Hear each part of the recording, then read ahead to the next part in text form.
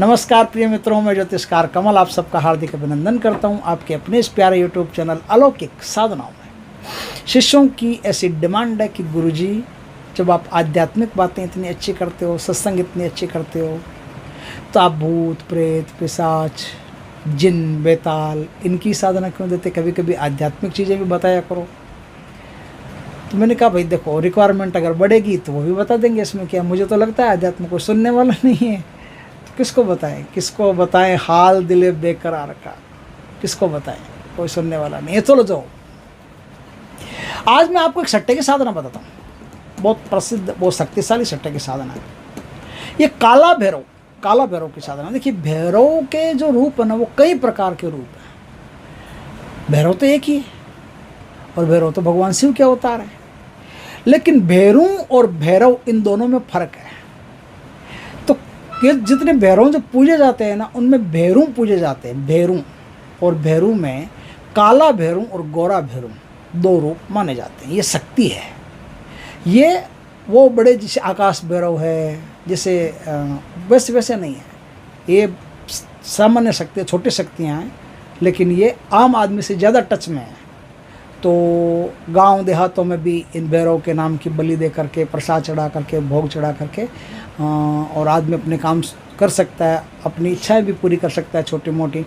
और कई स्थानों पर ऐसा भी होता है कि जब बच्चा पैदा होता है, छोटा बच्चा होता है, तो उसके बाल जो होते हैं ना, वो मुंडन के लिए इन्हीं भैरवों के पास जाते हैं। मतलब उनका मुंडन होता है, भैरव के मंदिर में उनका मुंडन होता है। तो वो काला भैरव और गोरा भैरव दो प्रकार के भैरव होते हैं। उनमें रिक्त्या भैरव, ऐसे बहुत सारे भैरवों के रूप चलते हैं।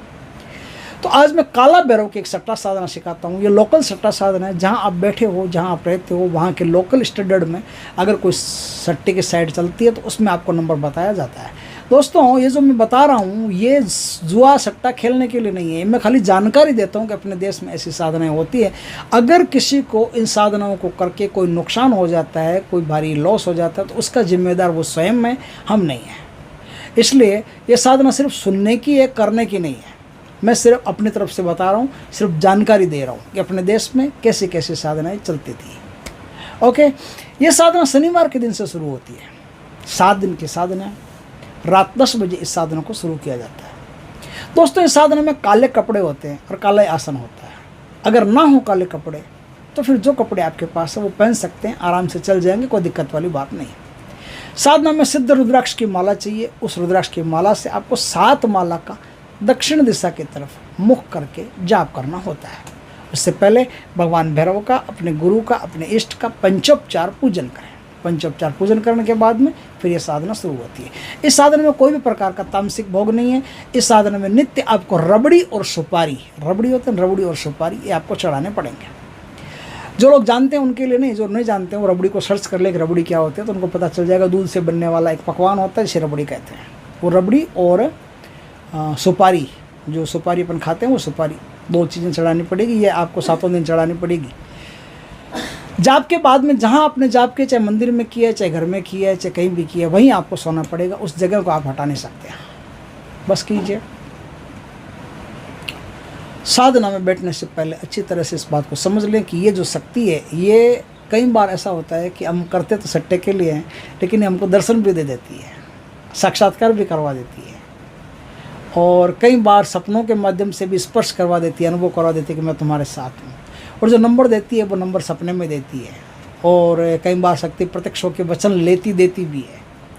तो इसमें थोड़ा सावधान रहने की ज़रूरत है कि यदि शक्ति आ जाए तो डरने की आवश्यकता नहीं, प्यार से उनसे वचन मांगिएगा। क्योंकि श्रद्धा में जितना प्यार, साधना में जितना प्यार होगा, जितनी विनम्रता होगी, जितनी श्रद्धा होगी, उतनी साधना जल्दी सफल होगी।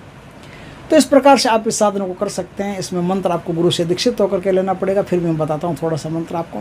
मंत्र है, काला भैरव कपिल जटा, काला खेले चौकटा, रबड़ी सुपारी सुमिरू तोय, दिल्ली को अंक बता दे मोय, सतनाम आदेश गुरु को। ये जो दिल्ली को अंक बता दे मोय ना, या ये जिस साइट पे आपको काम करना होता है, उस साइट का आप नाम ले लेते हैं। दिल्ली का नंबर जो इसमें लिखा हुआ है, दिल्ली का नंबर, वहाँ आप अपनी साइट का नाम ले सकते हैं। इस प्रकार से दोस्तों आपकी साधना सफल हो जाएगी। और 7वें दिन, तीसरे दिन से लेकर के 7वें दिन के भीतर आपको नंबर दिखना शुरू हो जाएगा। लेकिन इस साधना में ज़्यादा लालच करना बेकार है। इसलिए थोड़े थोड़े पैसे लगा करके, थोड़े थोड़े पैसे जीत करके अपना और अपने देश का कल्याण कर सकते हो। दोस्तों वीडियो अच्छा लगे तो लाइक करना, कमेंट करना, शेयर करना। पहली बार हमारे चैनल पर आए, चैनल को सब्सक्राइब करना, पास में जो बेल आइकॉन का बटन है वो दबा देना, ताकि हमारी ज्ञानवर्धक जानकारीपूर्ण वीडियो सबसे पहले आपके पास आ सके। जय श्री कृष्ण दोस्तों।